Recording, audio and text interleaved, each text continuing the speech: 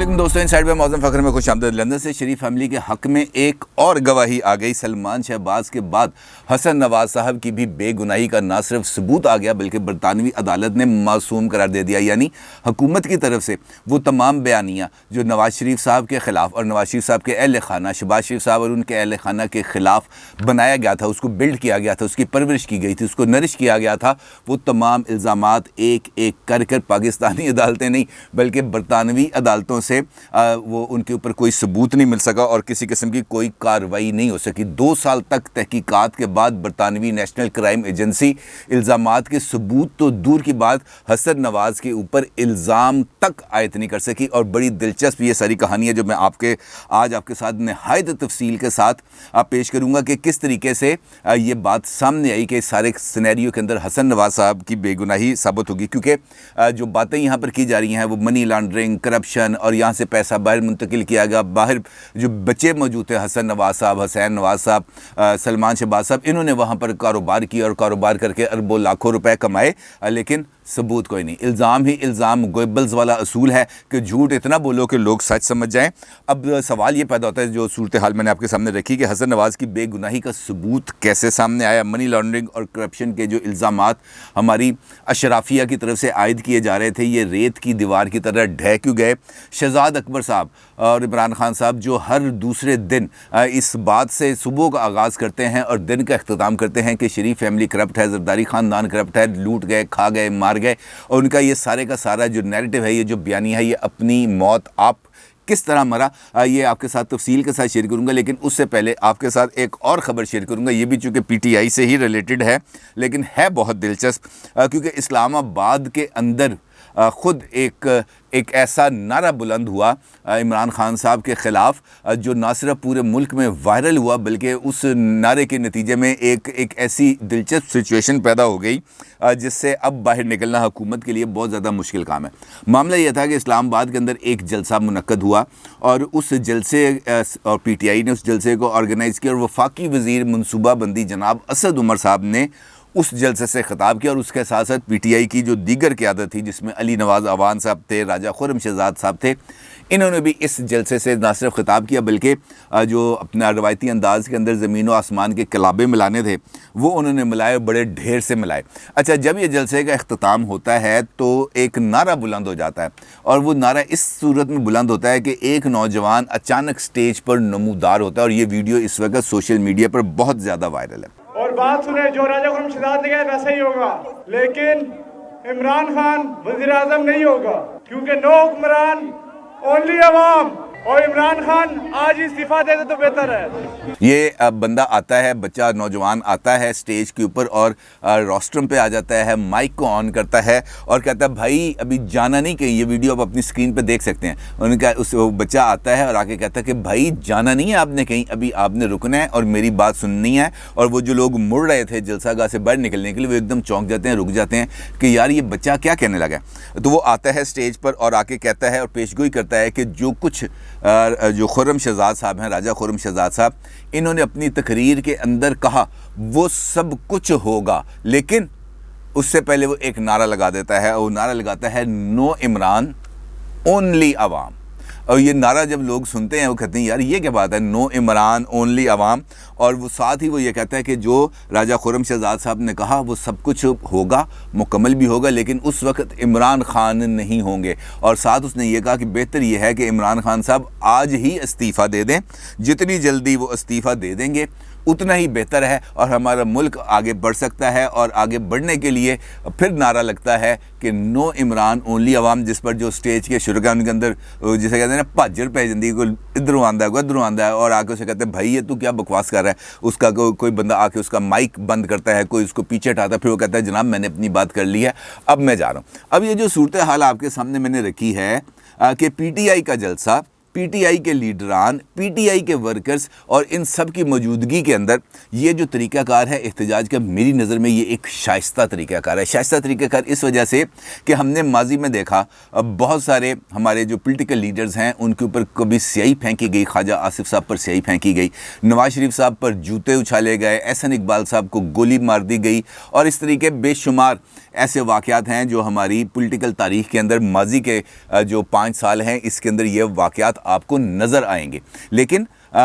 یہ تمام کے تمام جو طریقہ کار ہے احتجاج کا، یہ ناشائستہ طریقہ کار ہے، کیونکہ احتجاج آپ کا بنیادی حق ہے، اعتراض کرنا عوام کا بنیادی حق ہے، اپنی بات کو کنوے کرنا آزادی اظہار رائے بنیادی حق ہے جو آئین میں پاکستان ہمیں دیتا ہے۔ لیکن جوتے مار دینا، جوتے اچھال دینا، گولی مار دینا، کسی کے منہ کے اوپر کالی سیاہی پھینک دینا، یہ کسی بھی طریقے سے احتجاج کا ایک اچھا طریقہ کار نہیں۔ اور یہ سارا کا سارا یہ جو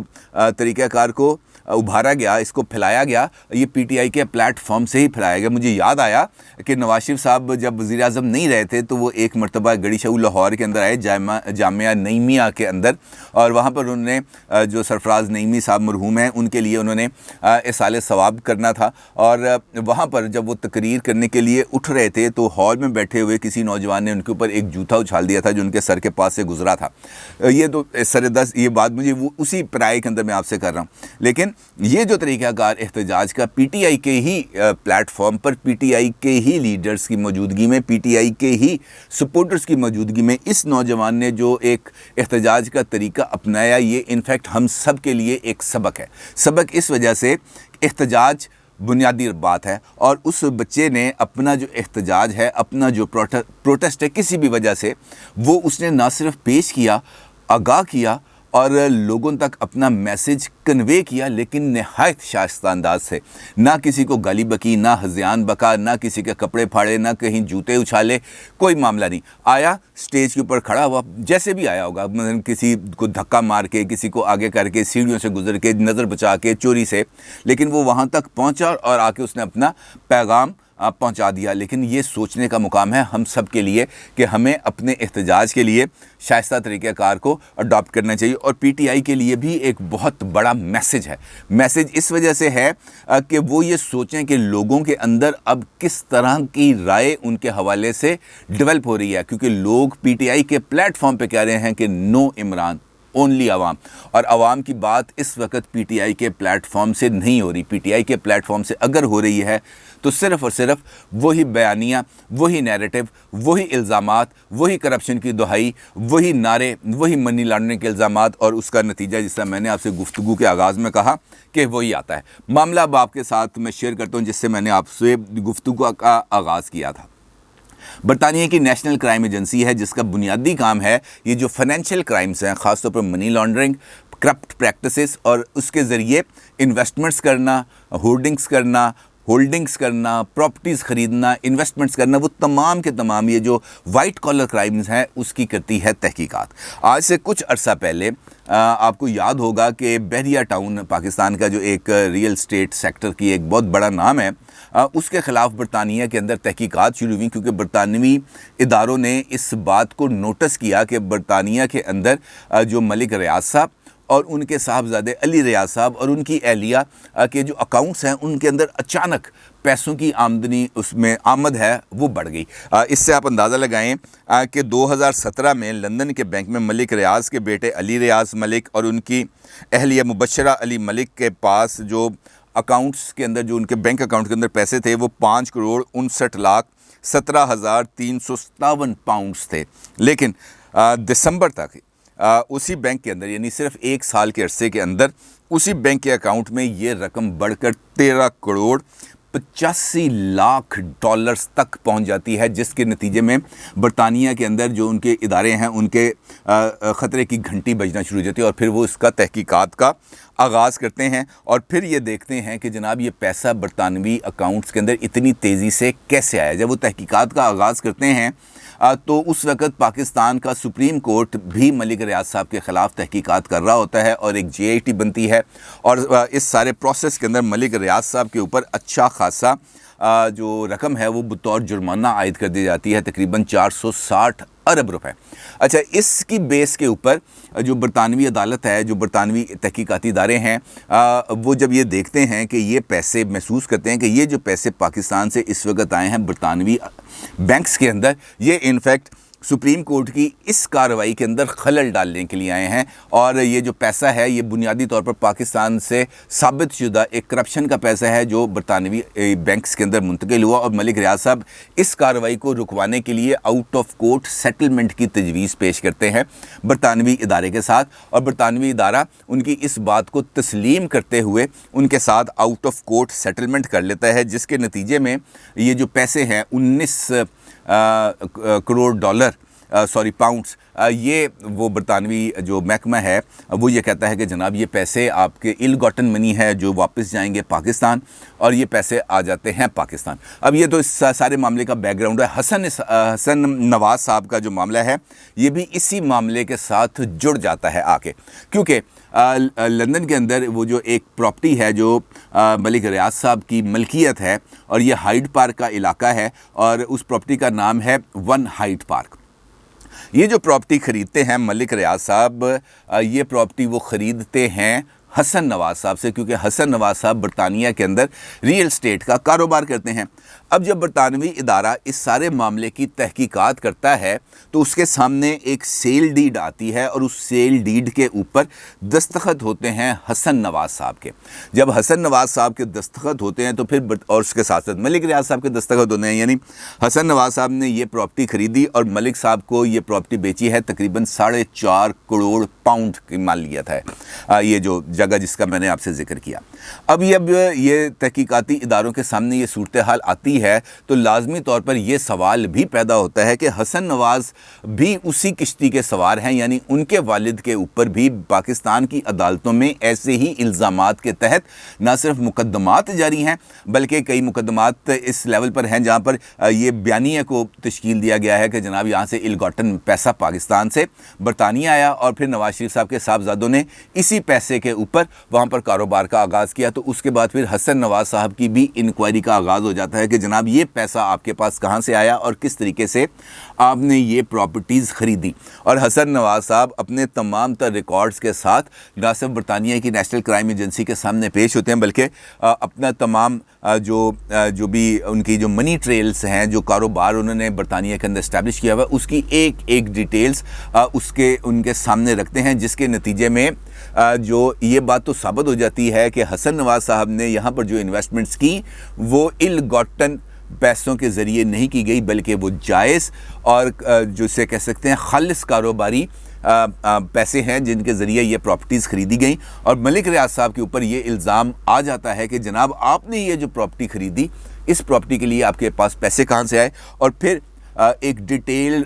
अमल शुरू हो जाता है, आउट ऑफ कोर्ट सेटलमेंट भी हो जाती है, और उसके बाद मलिक रियाज साहब ये जो पैसे हैं ये पाकिस्तान भिजवाते हैं। यहाँ पर भी उस पैसे की सूरत हाल बड़ी अजीब है। वो इस वजह से कि आपको याद है कि सुप्रीम कोर्ट ने उनके ऊपर जुर्माना आयद कर दिया, और वो जुर्माना की जो रकम है वो भी बरतानिया से पाकिस्तान मुंतकिल हो गई और सीधी चली गई सुप्रीम कोर्ट में। और वहाँ पर ये जो एक रियायत है जो मलिक साहब को दी गई कि पैसा मेरा और आपका लूटा गया, करप्शन मेरे और आपके साथ की गई, ज़मीनों के सौदे और धोखे मेरे और आपके साथ किए गए, लेकिन ये जो पैसे हैं ये चले गए सुप्रीम कोर्ट के पास, और वहाँ पर हुकूमत पाकिस्तान के जो नुमाइंदे हैं मुहतरम शहजाद अकबर साहब, वहाँ पर जाकर उनकी तरफ से ये कहा गया कि जनाब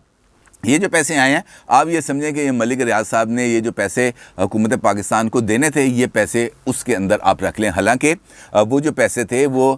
मलीर के अंदर जो कराची के अंदर जो बैरियर टाउन बना वो जुर्माना उसके ऊपर आयद किया गया था। ये पैसे तो स्टेट ऑफ पाकिस्तान की मिल्कियत थे, लेकिन यहाँ पर भी चूँकि पाकिस्तान है यहाँ पर जो फ़ायदा पहुँचाया गया ये मलिक रियाज साहब को पहुँचाया गया, लेकिन सब ही देखते रह गए। लेकिन इस सारी सूरत हाल में जो एक नुक्ता जो आपके सामने मैं इस्टेब्लिश करना चाहता था वो यही है कि इस सारी सूरत हाल में बिलवास्ता तौर पर शरीफ फैमिली के ख़िलाफ़ एक और बेगुनाही की ना सिर्फ सबूत सामने आ गया बल्कि नाकाबिल तरदीद शवाहद ये भी सामने आए कि पाकिस्तान से शरीफ फैमिली की तरफ से کوئی پیسے منی لانڈر کر کے برطانیہ نہیں بھجوائے گا، اور یہ تمام جو الزامات ہیں یہ بالکل غلط ہیں۔ اب چونکہ سوشل میڈیا کا دور ہے، سوشل میڈیا پر ہر ایک چیز موجود ہوتی ہے، آ بھی جاتی ہے اور چل بھی جاتی ہے۔